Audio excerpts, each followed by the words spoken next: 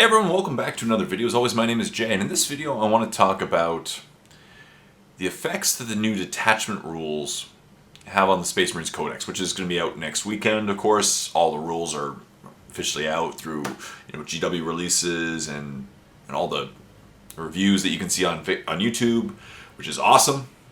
Yeah, so I want to talk about this, and just a thought experiment, where I'm going with this in a second. But as you know, in this edition, 10th edition of Warhammer 40k, the focus is going to be on detachments, not sub-factions of armies, which is really cool.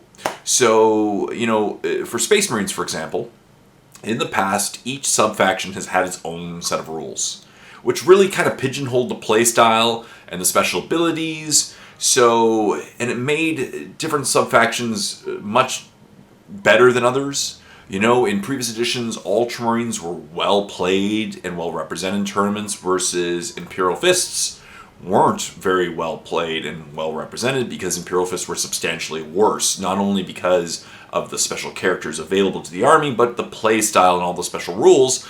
If you took an Imperial Fist army, you got special rules that were just weaker than the Space Marine play style, or the White Scars play style, or the Blood Angels or Dark Angels playstyle. So you wouldn't see a lot of Imperial Fists in tournaments. And also, again, if you played an army like Imperial Fists, it kind of pigeonholed on how you wanted to play that army, because if you didn't play the style that fit your army special rules, you were already at a disadvantage to begin with. And then it defeated the purpose of playing that army. Other than, of course, the lore and the color of the army and the love of the characters. It defeated the purpose. So in this edition, of course, in the main core rulebook now, there's 6 detachments, and you can play any army in those detachments. So I can play Imperial Fists, the Strike Force detachment. I could play the Assaulty Focus detachment with assault weapons.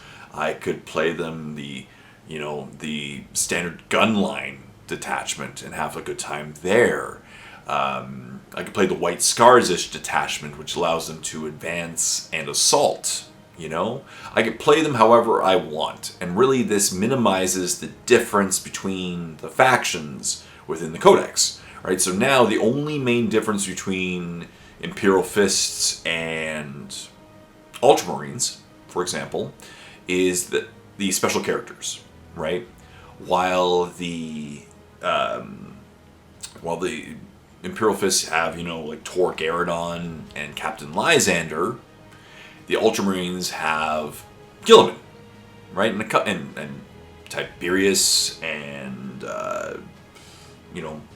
all the characters. And so that's really what's differentiating the armies in the sub-factions of Space Marines in this codex, right? It's just the characters that differentiate. They all have access to the same rules, the same units, different characters leading, but they can play it in however style they want. And this removes this huge imbalance from, that, again, you could see in a closed system as many Imperial Fists or White Scars armies as Ultramarines. Of course, we all know that Ultramarines are going to be more represented anyway because they're going to be what people have painted up in the past. And that's very cool. I like this. This first step in my thought experiment makes sense and I like it. But here's where problems occur. With this idea of balancing the codex internally, in the sense that now the only difference is color and leaders. Obviously Gilliman is still a very strong character, and that's why Ultramarines are going to be still a well-represented army as well. As I said, they have a bunch of really cool characters. White Scars have Khan, doesn't really fit. Raven Guard have Shrike, cool. Iron Hands have Pharos.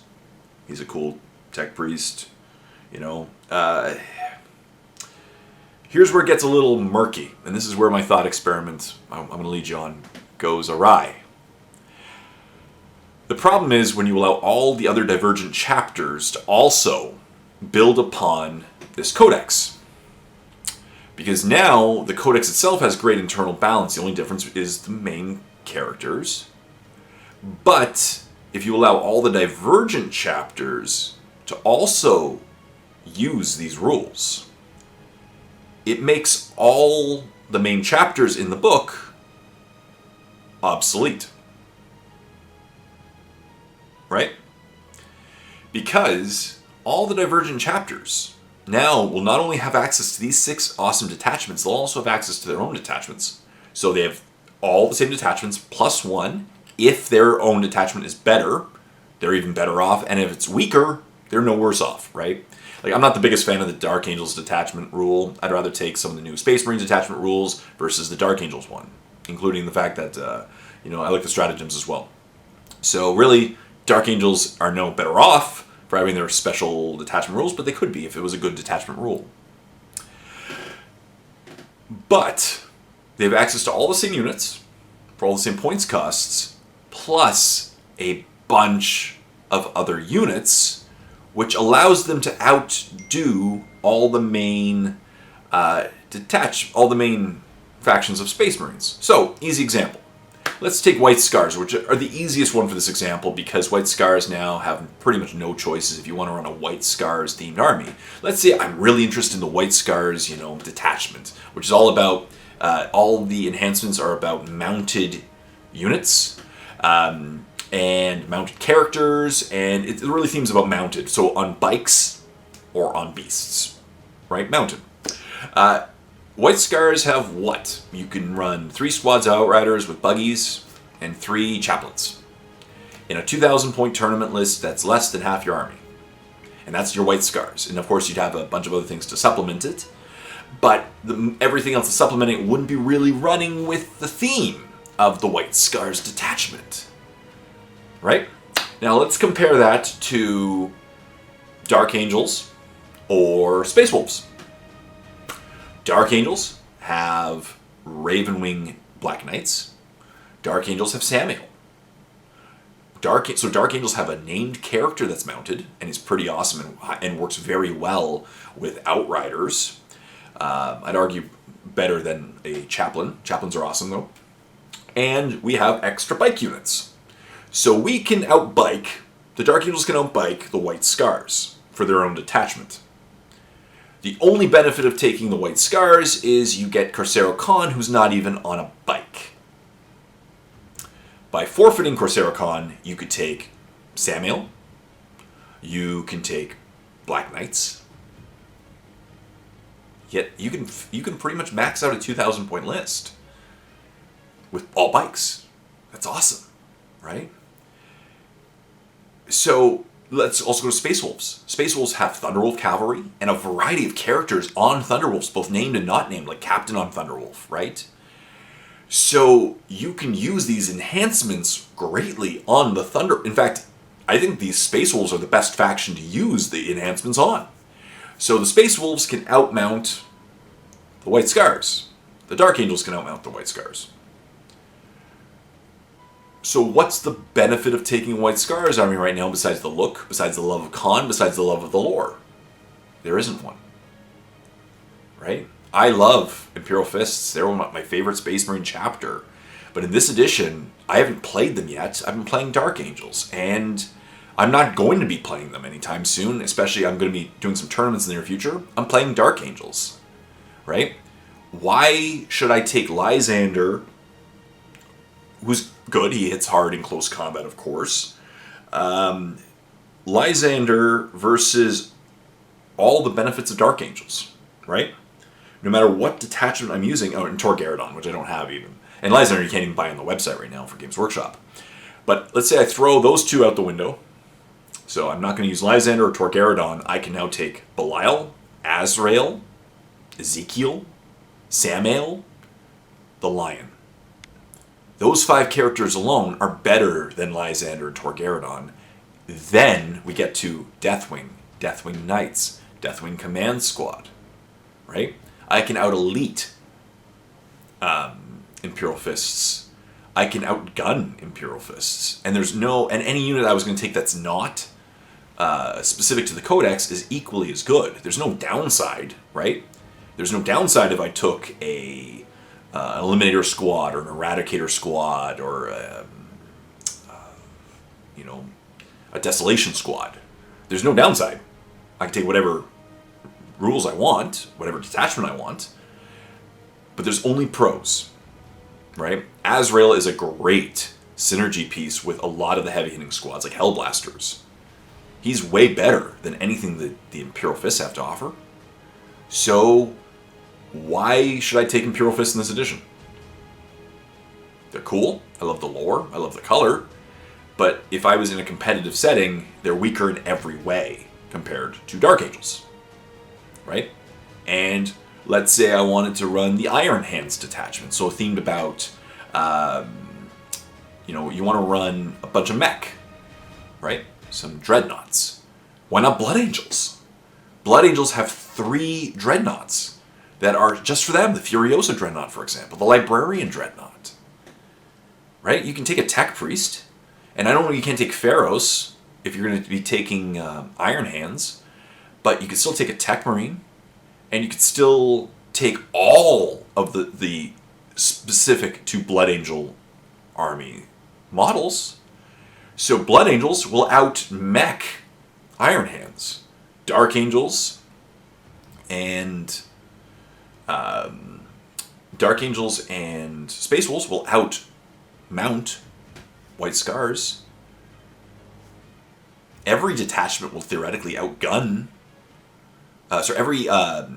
Every faction outside the core book will outgun Imperial Fists.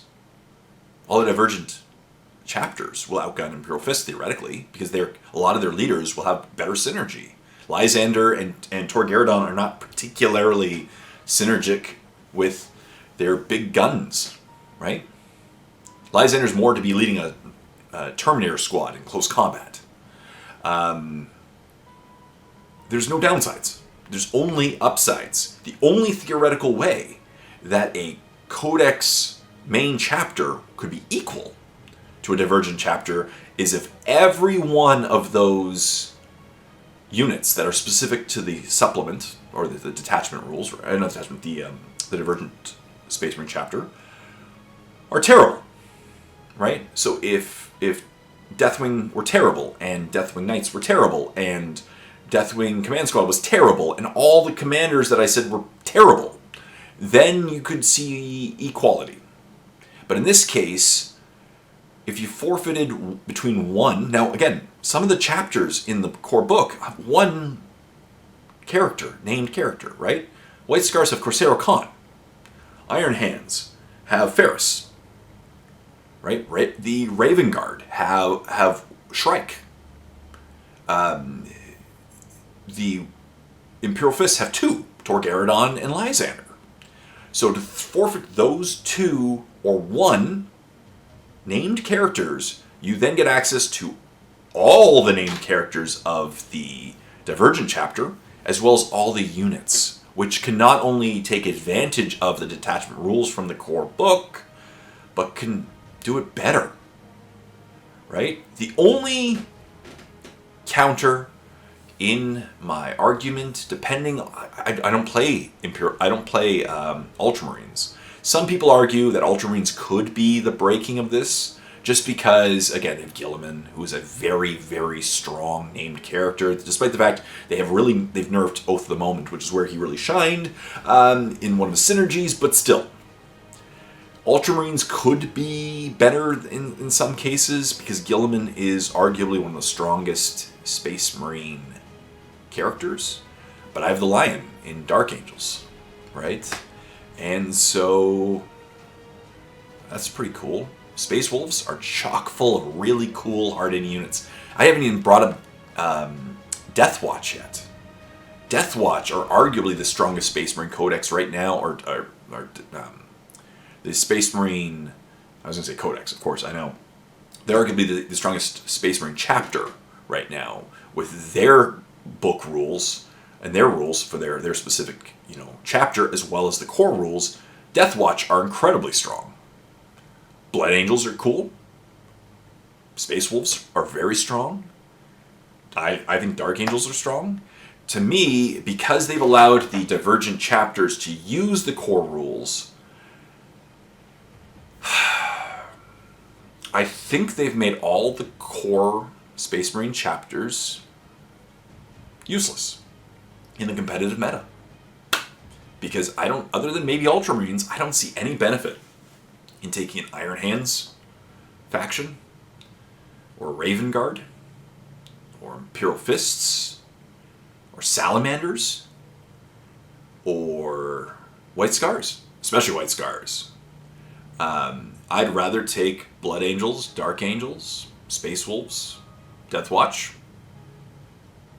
Right? They're better. Oh, and of course, Black Templar, of course, as well, right? Black Templar. Their army-specific rules, if you're playing against a Psyker-heavy army like Tyranids, it's hilarious, right? Black Templars are stronger too.